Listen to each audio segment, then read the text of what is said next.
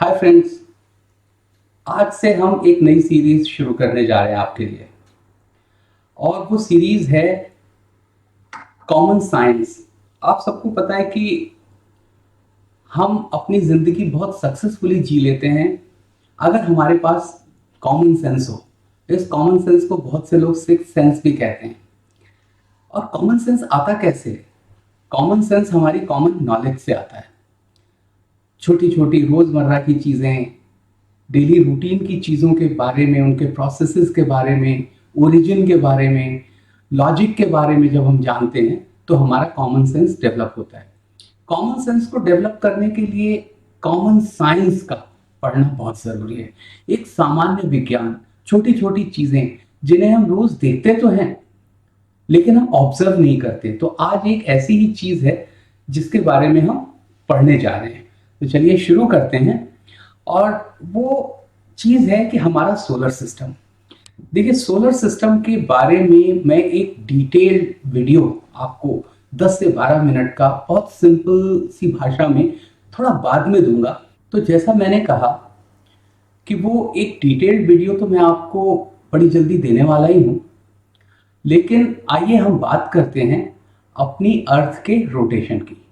आज जिस जमीन पर हम खड़े हुए हैं, हम और सब अपने पांव जमाए हुए, ये अर्थ बहुत तेजी से अपनी एक्सिस पे, अपनी धुरी पे रोटेट करती है। आपने देखा होगा बहुत से बच्चों को जो फुटबॉल खेलते हैं या बास्केटबॉल खेलते हैं, अपनी उंगली पे फुटबॉल या बास्केटबॉल बॉल को नचाते हैं। तो फुटबॉल को जब वो नचाते हैं तो वो फुटबॉल अपनी एक्सिस के ऊपर नाचती है। और ये एक्सिस एक इमेजिनरी लाइन होती है। जैसे हमारा ये अर्थ है तो इसकी नॉर्थ पोल से साउथ पोल के बीच की जो एक, समझ लीजिए, एक इमेजिनरी, काल्पनिक एक लाइन है, ये एक्सिस कहलाई जाएगी। ये नॉर्थ से साउथ पोल को जोड़ेगी। रियल में भगवान ने ऐसी कोई लाइन दी नहीं है हमें, सिर्फ हमने इसको माना है। तो आइए इसके बारे में आज थोड़ी सी बात करते हैं, जिसमें आपको मैथ्स भी सीखने को मिलेगी और साइंस भी सीखने को मिलेगी।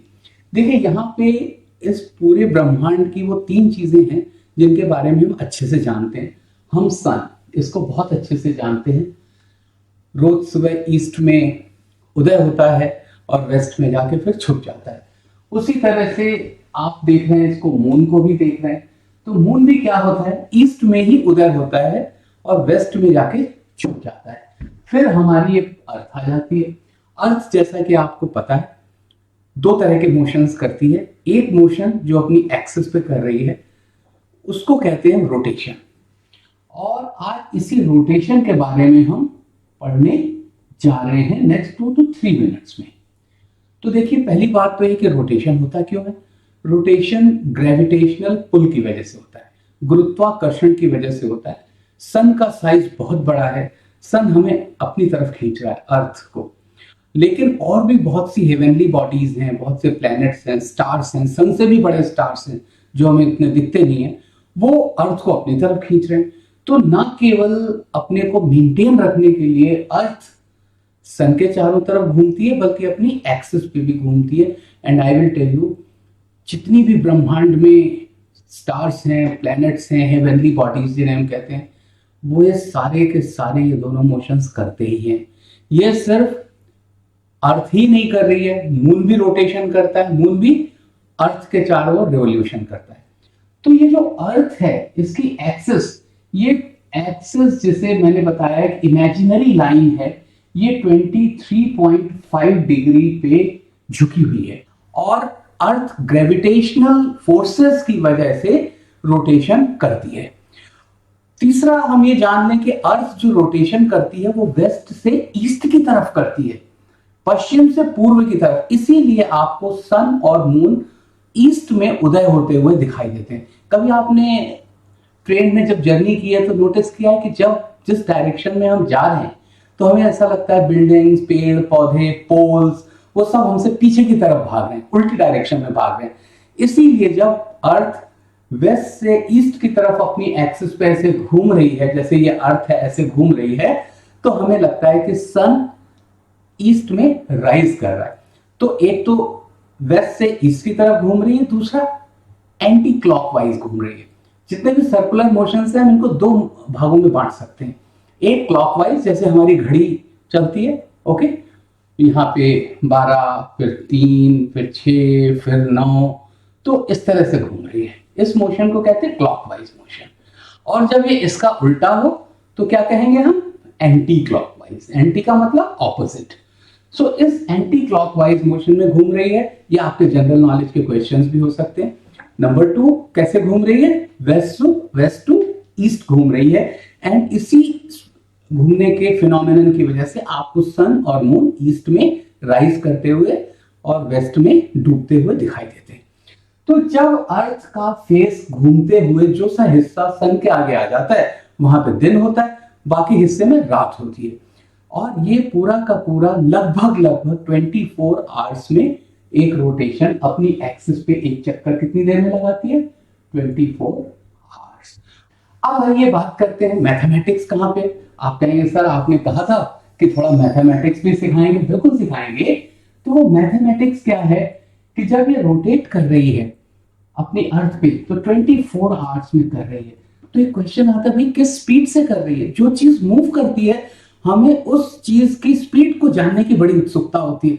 हम सोचते हैं कि क्या स्पीड होती है हवाई जहाज की, हम सोचते हैं कार किस स्पीड से जा रही है। यहाँ तो चलिए स्पीडोमीटर लगे हुए हैं, हम देख सकते हैं, या विकिपीडिया से पता कर सकते हैं।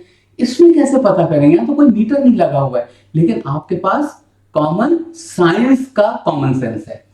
तो अर्थ की जो पेरिफेरी है, ये जो चारों तरफ का एक इसका घेरा है, जैसे बॉल का एक घेरा होता है, तो उसकी जो मेजरमेंट है दैट इज 40,000 किलोमीटर।